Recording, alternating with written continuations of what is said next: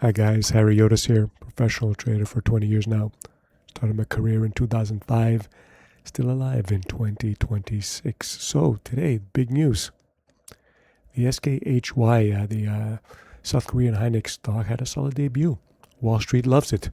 So I guess the semiconductors are back in business, but we'll talk about it soon. Okay, but first, we always look at a picture of the S&P 500. Today is Friday, the 10th of July, and we had this breakout candle. Okay, so let's talk about the technical picture we always do. We mentioned yesterday that we're coming into this consolidation period and that it looks very bullish, especially if it breaks out above this level here, above the 751, 750 level, because it looks like a volatility contraction pattern. We have one down move here that's big. The second down move is less big. And then the third one is even smaller than the previous one. So it's like a volatility contraction pattern a la Mark Minervini. And then it breaks out higher. That is like confirms this pattern. Okay, so today we have uber bullishness. Everything in this system looks bullish. We look at the moving averages, hugged the 50 and now is screaming away. We had a bearish look, like a potential bearish look, where we had a series of lower highs here, 1, 2, and 3, each successively lower than the previous, but it's broken right now. So I don't know what the bears have to hang their hat on, but so far the technical picture is bullish. Okay, the sentiment, we saw it yesterday, we're smack down in the middle of neutral. We can go higher. Okay, and if you look at all the sub indices, what I'm looking at is the breadth, especially to improve. We were at extreme fear and it's improving. We're getting into fear and I expect it to cycle into greed, hopefully. The put call options, see, people are starting to buy calls again. This is what we said, like as we approach the highs and it breaks in new highs, you're going to see a lot of call buying. So maybe going forward, this is just a prognostication that, almost never happens. We are bullish, so we stick with the trend, but if we break out, a lot of calls are bought. We might have to kill them, retest before going much higher. Who knows? I'm just speculating. Okay, but from now, this is bullish and the sentiment still has a lot of room to go higher. We need to get a lot of bulls back in. We got to get rid of the bears. Okay, we got to get rid of the bears. We don't have to get rid of the bears. If the bears linger, then I'm going to stay bullish. But if we start getting rid of the bears and all you hear is euphoria, that's when I'm going to get a little bit worried on the technical side. But so far, the technicals and the sentiment is not near extreme enough for me to be worried as a bull. Okay, so let's get to the big news of the day. SKHY here. SK Hynix opens at 170 on the NASDAQ. The chairman tells the CNBC that the demand is enormous. Okay, so that's a good thing. We mentioned yesterday that this could give a boost to the chip sector. So let's see.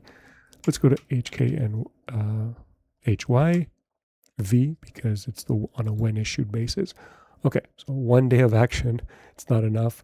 It looks like a huge candle, but we're going from, it opened at 170. Okay, the initial price, the IPO price, or I shouldn't say it's not an IPO, it's an American depository receipt. It's a secondary offering, okay, because the stock actually exists in Korea. So it was priced at 149, but it opened up 170. So that's very good because it was 7x oversubscribed. And this ADR, which is an American depository receipt, it trades for 1/10 the shares of the Korean version. Okay, so in Korea, the price, what is it? 660. Yeah, that's SK Hynix in Korea. So it's okay. It looks almost like the chips move. Okay, and today it was down. It was up initially, and then it came down in Korea, in Korean won. Okay, but we're not going to look at it there. We're going to look at it here on a when issued basis. Okay, since we don't have enough data, we're going to go into the intraday move to see what happened. We opened up nicely at 170. It ripped. It looks like a huge move, but it literally, this whole move for the entire day, it opened at 170.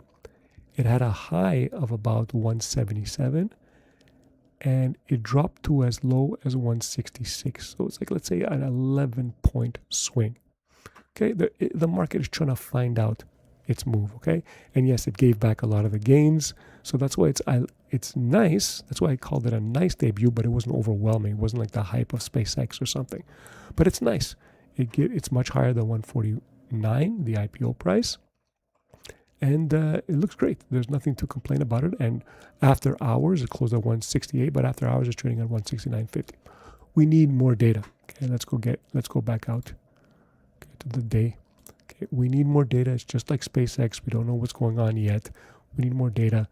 But I mean, you just go by the South Korean chart. It looks exactly like the SMH. So what does this implicate for us? Okay, actually, the SMH looks better than the Kospi index. The Kospi, which, half the Kospi is Hynix. So the Kospi index is down like 20%. So it isn't a bear market. However, it could just be consolidating for another move higher. Whereas our chip sector, the SMH, much better. Okay, it never broke below these levels. It never had a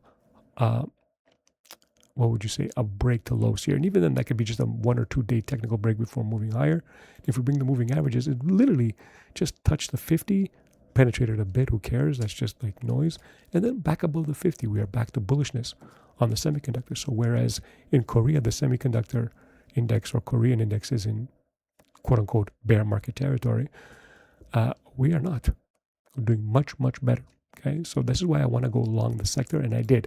Okay, so let's go over what we went long. Okay, well, let's go Micron.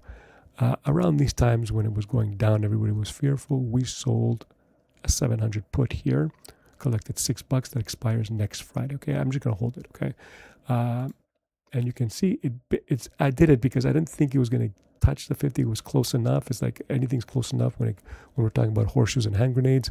So I shorted a put because the implied volatility of the options was super high. I wanted to take advantage of this down day. Okay, and yeah, it's coming in. I'm just going to let it expire worthless. Okay, because I want to get back in. I hope the chips go back down a bit, retest the 50 before going up. This is what I'm expecting to see. Okay, so I'm going to hold this position, still looking good. We're profitable on it. And let's go to the other one. We did an Nvidia, which is like a hybrid trade. When it was coming down here and it touched the 200, I wanted to go long. Okay, so as we went long, let's get rid of the moving averages for now. Okay. And now it's printing. What we did here, okay, we sold, when it was here, we sold 2 puts at the 185 level, and we used the cash here to buy a call. We bought a call at the 205 and sold the call at 215. We did this for a credit of $1.30. Okay, so if it stays here and it doesn't go higher, we're already more than $1.30 in terms of profit, because these guys will probably expire worthless, and it expires next Friday. Okay, all of this was short term, take advantage of the huge moves that I was expecting coming forward, because it was very, very it was a very unique situation where the implied volatility was high enough that we can go short term, realize this profit, and have an outside chance of getting this maximum call spread into play. So yeah, if it continues to go higher by Friday, we could realize the full nature of this trade. In fact, if it goes higher, we're going to get rid of this spread early and let these guys expire worthless. Okay, so this is what we plan to do. Nvidia is looking very, very well. We had Mu.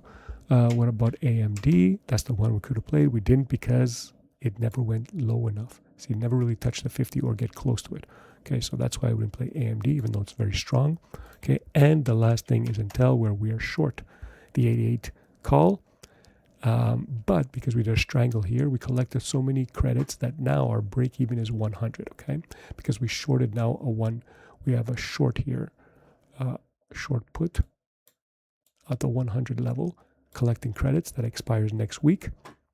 And that short put, after collecting all the credits by rolling the strangle, rolling up a put or the original put from this earnings trade that we did back in the day, the break even is about 100. Okay, so if it ever goes down there, we're going to cover. If it doesn't, we're going to probably short another put, work it, because this is the worst stock of them all. If it continues to go higher as the chips go higher, okay, oh well. Okay, we're going to win on the others. I have a stop loss if it ever gets there. Okay, so yes, this is the worst one of them all. Don't go long this stock, go long another chip stock. Okay, so that's it. I like The semiconductor space, like we said, I'm looking to re-enter it. Okay, I will tell you guys when I do.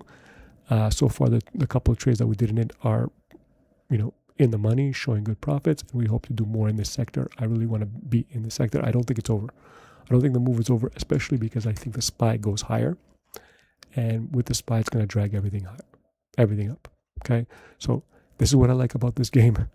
Okay, we're playing the odds. We're taking trades that are going to put the odds in our favor and shooting for higher returns when it warrants it. Okay, so a lot of factors are coming together in this game, and this is why you guys should be long and looking to go long in this stage. Okay, and not just the semis. Okay, because I suspect that the breadth is going from extreme fear to greed, and then that means you want other stocks. Okay, recall we did other trades in Nike, which has nothing to do with tech.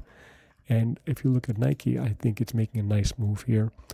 Go back to a couple of videos to see exactly what we did. We bought a longer term call options strategy that is called the Zebra, that basically mimics the stock 1-for-1. Okay, so our break even is at 42.50 and now it's at 44.41. But we also did a trade in SFM, which is Sprouts Farmers Market, which is not going as well. It's just basically flat.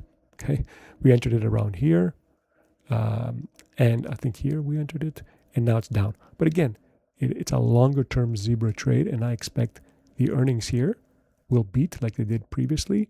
And now, because the market sentiment has changed and it's bullish, it'll go to the upside. Okay, because a lot of this bad news has been priced in. You can see it go sideways. Nothing is really trying to hurt it. Okay, and now we have a sequence of higher lows working for us, or a sideways consolidation. Anyway you want to see it, I think that the down move is over and the next move is up on this stock. So what I'm trying to say is that position yourself in the leading sector, which is the semis, but you should also diversify away from that, because the big moves can come in the other sectors that haven't made these big moves. Okay, and money flows into them. So that's it, guys. This is Friday, the 10th of July. I'm looking forward to July becoming a good month and probably breaking to new highs. Let's see what happens after that. All right, guys, later.